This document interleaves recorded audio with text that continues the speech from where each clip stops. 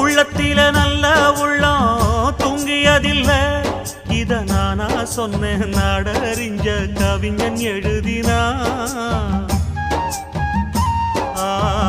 இன்ப துன்பம் ரெண்டும் நம்ம கையில இல்ல, இதில் யாராருக்கு என்னவென்று இறைவன் எழுதினா. கல்லடிய வாங்கிக்கணும் காய்ச்ச மறந்தான், சொல்லடிய தாங்கிக்கணும் நல்ல மனந்தான். இங்கு காயம்பட்ட நெஞ்சம் இது உறங்க முடியுமா? என்ன வேலை அது என்ன வேலை, மன நிம்மதிதான் இங்கு என்ன வேலை.